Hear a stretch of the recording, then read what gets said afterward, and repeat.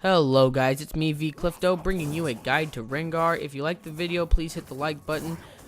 Please leave a comment of which champion you'd like to see me do next. I will be doing every single champion, so please subscribe to make it easier for you to find my videos, and it also will help me out to gain more people to subscribe, and it would be so helpful. So let's just get on to what Rengar, his guide and build and everything. So let's start off with what is Rengar. Rengar is a jungler most of the time. Some people, you can play him top lane.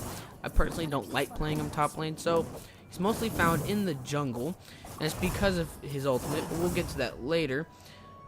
Rengar, if you guarantee if you have communications with your laners, you can pretty much guarantee a kill every time you gank.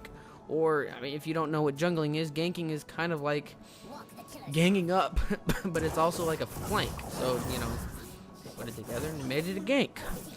So, every time you gank, and you'll see it later, you can almost guarantee a kill. But the con to Rengar is that his early game, he really sucks. He really can't do much before he gets his ultimate, or he can't really like 1v1 trade against people until he gets a bit of damage and a little bit more fed. I mean, in the early game, he pretty much cannot 1v1 most people unless they're really weak early game like him. He has an extremely weak early game, and that's a con. You will not see me pretty much do anything until I hit level 6, because every time I tried being more aggressive, trying to counter jungle or anything, he just seems to not be able to work, because he just seems to die. Like right here, I'm about to get into a fight with the Xin Zhao. He's like one of the most champions that get like the best starting of the game. He has a great start, and you're supposed to just snowball him to make him super strong. Rengar isn't that way. Rengar is weak in the beginning game, but it can become extremely strong and be able to 1v. I mean, I get to the point where I can 1v3 the right people on their team, and I could easily kill him with about half health left over. So let's get on to why he can do what he can do and why he's not good in the early game. His first off, let's start off with his passive. His passive is called Unseen Predator. When he's in the bush, you'll see me do this a couple times. He can leap. There's gonna be a little bubble around me, and I get it when I take my race right here. I always see that little bubble right there. Boom. That little bubble is a little distance, and it tells you how far I can jump through. So if I'm in a bush, I can jump to anywhere in that circle, to an enemy, if that's an enemy unit, if that's an enemy champion, anything. I can jump to it, and it makes Rengar super good at chasing other champions while they're in the jungle, because there's so many bushes in the jungle. You can just keep jumping to them. If they go next to a bush, you can get next to the bush, you can just clear. Look, that bubble, I can just jump all straight to them and pretty much do so much damage. And I mean, it's just massive, and it's so great. I forgot to tell you that the Tristana on my team is a good friend of mine. We play. He's really good at ADC, so I'd like to shout out to him. His name is Crazed Man. A couple numbers, I forgot what the numbers are, but he's a pretty good friend, and he wanted to do really well on this video because he knew I was recording, so he does do well. I just wanted to say that. So let's get to his Q. His Q is Savagery, and it's his main basic. It's his main pretty much his main attack. You do your next basic attack will do 1% of your attack damage, and plus a little bit of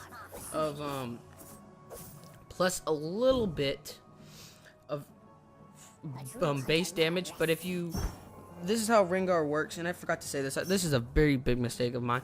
Rengar does not work on mana like most champions. He works on actually a stack system where he has 5 stacks. Once he gets the full 5 stacks, once he's using the ability 5 times, he gets the ability to use an enhanced ability. So, and it's called ferocity. I like just calling it, like, I'm just gonna call it a stack, but it's ferocity stack, and it allows him to do to one of his abilities. He gets to do a bonus extra ability that allows him to do more damage. There's different ones. So, but for Savagery, if he has the full stacks, he will do actually bonus damage, and he'll do, instead of 100% of his basic attack, he will do 150, which is massive. That's such a great That's your biggest damage dealer. Your next ability is called Battle War. You do a little shout. You'll see me do it. It does magic damage around you, and it will do a little bit of damage. It does pretty good damage. But what you really want this ability, and most of the time you're gonna build them, you get this ability so that you can re-heal. You'll see me do it double. See, it's right there. I just did a double.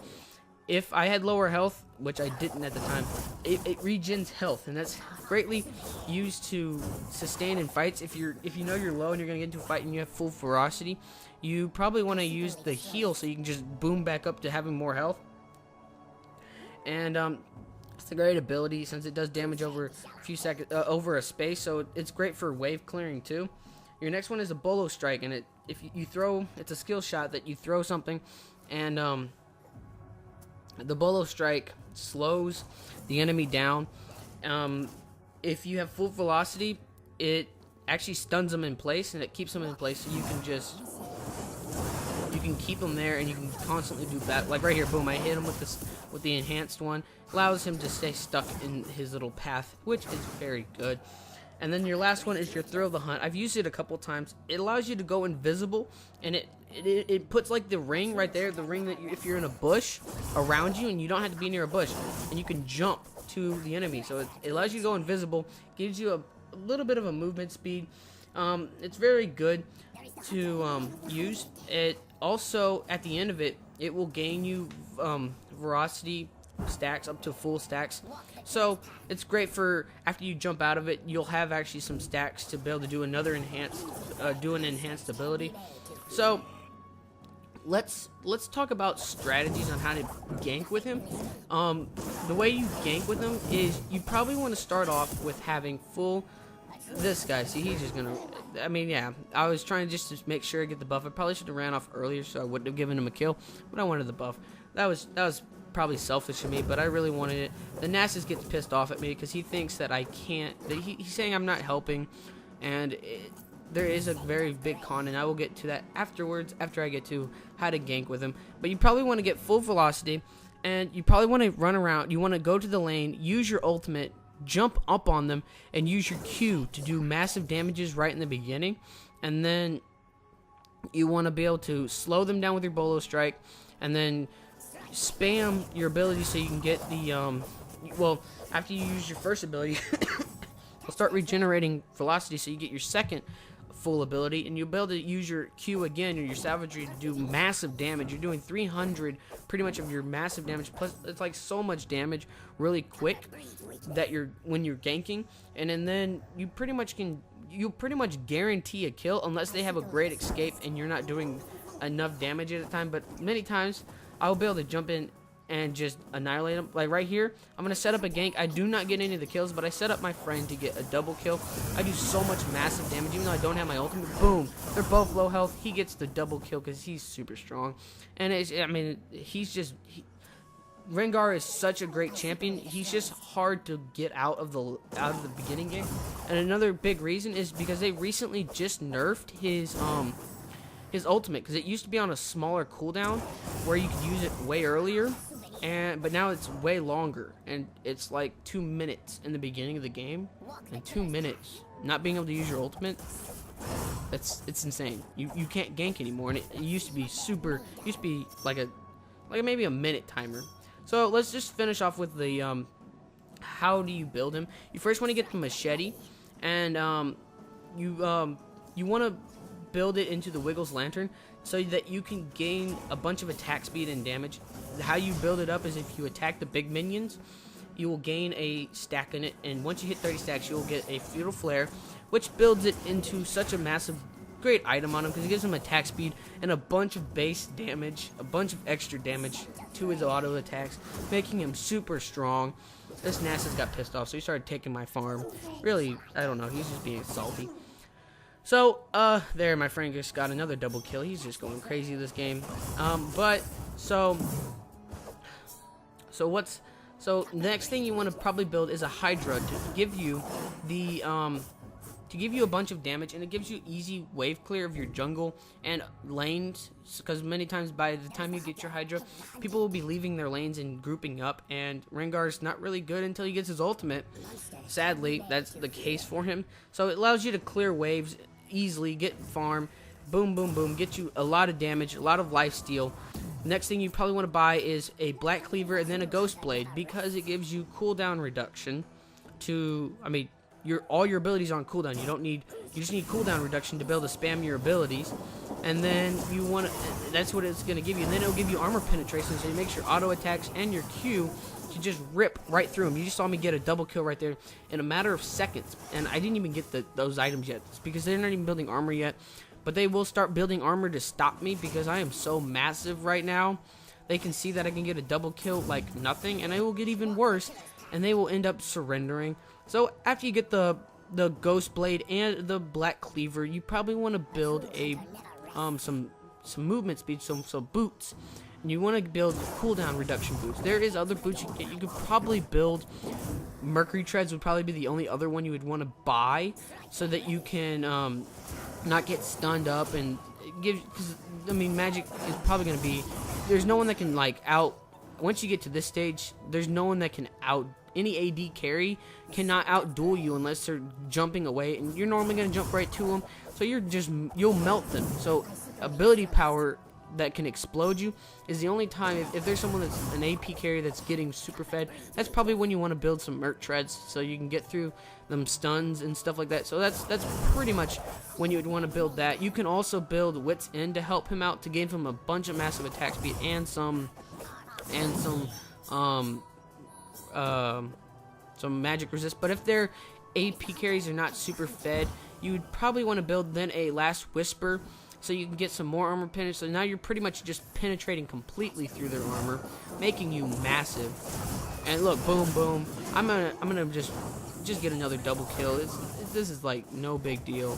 No, it's an easy cleanup. Because of Rengar, he's super fed at the late in the game. I can do so much damage, and then I regenerate all that damage, all the healing. I just re-heal it all back up. Super good. And then at the end, you could build a Wits End to give you some magic resist, but you'd probably want to build some. I mean, you could probably build that with the thing. It would make you super massive if you're doing super well, and they're starting to get ability power. It's also very good to get it. But you could probably end off the build making yourself a bit more tanky, because you'll have so much damage and so much armor penetration. You could probably end off your build with something like a Warmog to give you a ton more health, or you can build a Banshee's Veil but the main item, since you're going to be jumping in the middle of them, you probably want to get a Guardian Angel, so that you can come back to life right after they kill you, because they're going to focus you. Eventually you're going to be super strong to the point where they're going to focus you. And like right here, boom, I could have easily gotten a quadra kill, but Arzillion bombs him, and his bombs are just so massive right now. So that's pretty much why I didn't get the quad. But I mean, I apologize. But that's what makes him super strong. You're probably gonna start getting focused late game if you're super strong. So you probably want to get the Guardian Angel to get back alive, and you probably want to build maybe a Banshee's Veil to block that first ability. Also give you some magic resist, because magic power is gonna be, or ability power is gonna be, the only thing that's gonna stop you in team fights. And that's the only thing that's gonna stop you pretty much. Is someone that does range, but they can just explode you in 2 or 3 seconds, and you don't want to be exploded in 2 or 3 seconds. But you can build a Warmog to give you just health, and it's kind of like having, I like health over building armor and magic resists sometimes, because it's just like you can guard against both of them. And it's just such a great item. The video is going to end off pretty soon, so I'd just like to tell you, please, like I said before, leave a comment if you like the video. Tell me what you thought. Tell me what champions you want to build or want me to do. I mean, that's pretty much it to Rengar. So, I'm going to end off my video like I always do. This has been VClifdo, and I'm signing off. Stay cool, my friends.